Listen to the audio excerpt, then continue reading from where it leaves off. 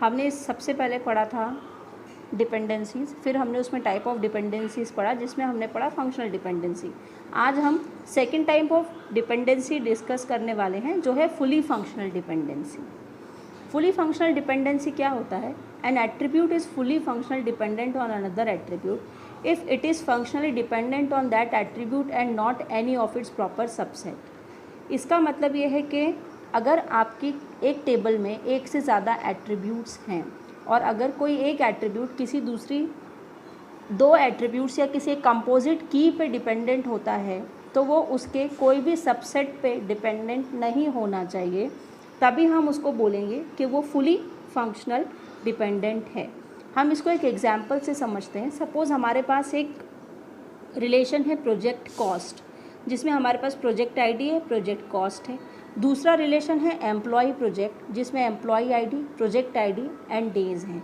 अगर हम कहें कि इस रिलेशन या ये स्टेटस है कि employee ID, project cost determinants हैं और डेज़ डिपेंडेंट है इन तीनों पर, मतलब project ID, employee ID and project cost तीनों एक कंपोजिट की तरह काम कर रहे हैं और डेज़ हमारा इनके ऊपर डिपेंडेंट है।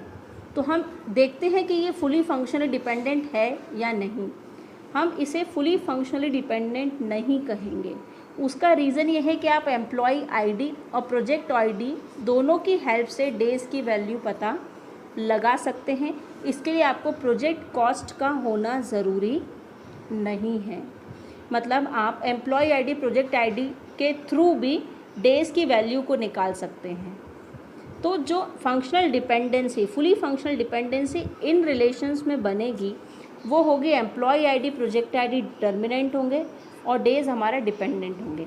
मतलब डेज़ को हम आइडेंटिफाई कर सकते हैं एम्प्लॉय आईडी और प्रोजेक्ट आईडी एक कंपोजिट की के साथ। हम इंडिविजुअली एम्प्लॉय आईडी से डेज़ को नहीं आइडेंटिफाई कर सकते हैं और इंडिविजुअली प्रोजेक्ट आईडी से भी डेज़ को आइडेंटिफाई नहीं कर सकते हैं। हमको ये कंपोजिट की का यूज़ करना पड़ेगा, तभी हम प्रोजेक्ट आईडी डेज़ को निकाल सकते हैं। तो इसी तरीके से हम इसको बोलते हैं फुली फंक्शनल डिपेंडेंसी। हम एक और एग्जांपल देखते हैं इसका। एक एग्जांपल लेते हैं जिसमें एक रिलेशन में ए, डी और सी तीन कॉलम हैं। यहाँ पर ए डी के ऊपर सी डिपेंडेंट है, मतलब ए डी हमारी एक कंपोजिट प्राइमरी की है और सी एक डिटर्मिनेंट है। हम इसको फुली फंक्शनली डिपेंडेंट कब कहेंगे? जब सी इंडिविजुअली ए पर या इंडिविजुअली डी पर डिपेंडेंट नहीं होगा। मतलब कि हम ये कहेंगे कि सी ए डी के किसी भी सबसेट पे डिपेंडेंट नहीं होगा। दैट मीन्स सी ना ए पे डिपेंडेंट होगा और सी ना डी पर डिपेंडेंट होगा।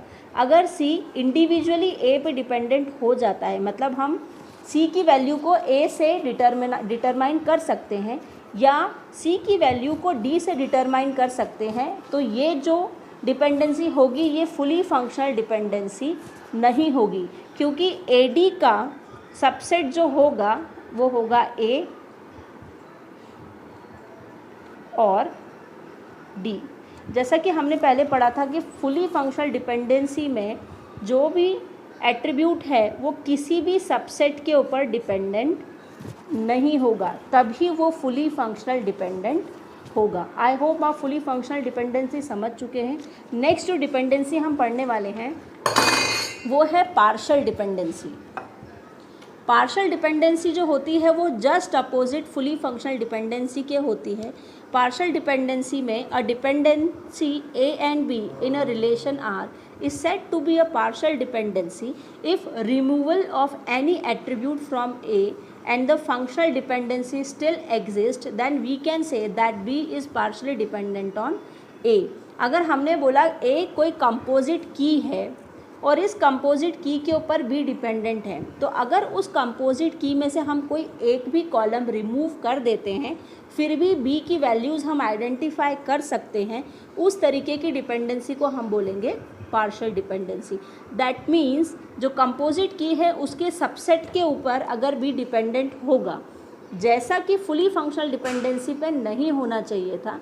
अगर फुली फंक्शनल डिपेंडेंसी में कोई डिपेंडेंट किसी एक सबसेट के ऊपर डिपेंडेंट होता है तो वो फुली फंक्शनल डिपेंडेंसी नहीं होती है। वैसे ही पार्शियल डिपेंडेंसी में अगर कोई डिपेंडेंट सबसेट की किसी एक एट्रीब्यूट को रिमूव करने के बाद भी डिपेंडेंट है और हम उसकी वैल्यूज़ को रिट्रीव कर सकते हैं या डिटरमाइन कर सकते हैं, उस तरीके की डिपेंडेंसी को हम बोलते हैं पार्शियल डिपेंडेंसी। चलिए अब हम इसको एक एग्जाम्पल से समझते हैं। सपोज़ हमारे पास एक स्टूडेंट टेबल है।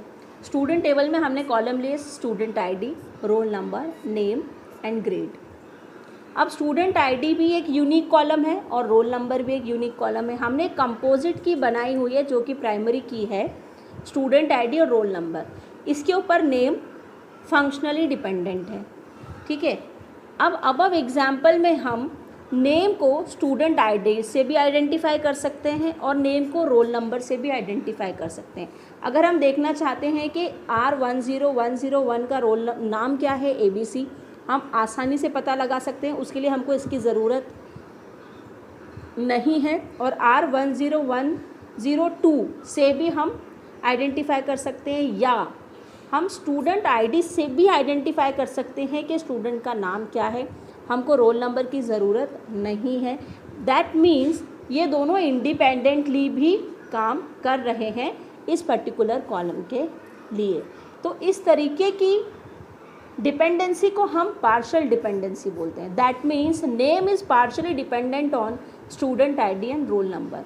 मतलब अगर एक कॉलम नहीं है तो दूसरे कॉलम से हमारा काम इजीली मैनेज हो रहा है। अगर ये कॉलम नहीं है तो हम इसके थ्रू आइडेंटिफाई कर लेंगे। मतलब जो भी हमारी प्राइमरी की या कंपोजिट की है उसमें से अगर हम एक कॉलम को रिमूव कर देते हैं तो भी हम दूसरे कॉलम से वैल्यू को इजीली रिट्रीव या आइडेंटिफाई कर सकते हैं। चलिए इसका एक और एग्जांपल देखते हैं जो हमने फुली फंक्शनल डिपेंडेंसी में देखा था कि अगर वही सेम एग्जांपल है जो हमने फुली फंक्शनल डिपेंडेंसी में लिया था। ये हम एग्जांपल इसलिए ले रहे हैं ताकि हमारे दिमाग में कंसेप्ट क्लियर हो जाए कि fully functional dependency partial dependency का जस्ट अपोजिट है और partial dependency vice versa fully functional dependency का अपोजिट है। इसमें हमने एक एट्रीब्यूट का कॉम्बिनेशन लिया था AD और C। AD डिटरमाइन कर रहा था C को। वहाँ पर हमने देखा था AD डिटरमाइन कर रहा था C को। फुली फंक्शनल डिपेंडेंसी में हमने कहा था कि कोई भी सबसेट अगर C को डिटरमाइन करता है तो वो फुली फंक्शनल डिपेंडेंसी नहीं होगी। दैट मीन्स ये इंडिविजुअली अगर डिटरमाइन करता है C को तो ये फुली फंक्शनल डिपेंडेंसी नहीं होगी।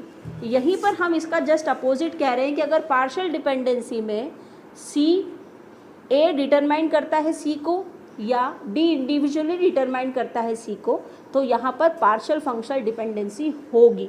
मतलब अगर हम इस सबसेट में से A को रिमूव कर दें तो D से भी काम होगा। मतलब ये AD है और हमने इस A को रिमूव कर दिया तो हम D से भी C को डिटरमाइन कर पा रहे हैं। AD है और हमने D को रिमूव कर दिया तो हम A से भी C को आइडेंटिफाई या डिटरमाइन कर पा रहे हैं। तो इस तरीके की डिपेंडेंसी को हम बोलते हैं पार्शियल डिपेंडेंसी। अब हम जो नेक्स्ट टाइप ऑफ डिपेंडेंसी है ये अगले वीडियो में देखेंगे। किसी भी क्वेरी के लिए आप कमेंट सेक्शन में लिख के मुझसे पूछ सकते हैं। आप इस चैनल को लाइक सब्सक्राइब ज़रूर करिए। Thank you so much.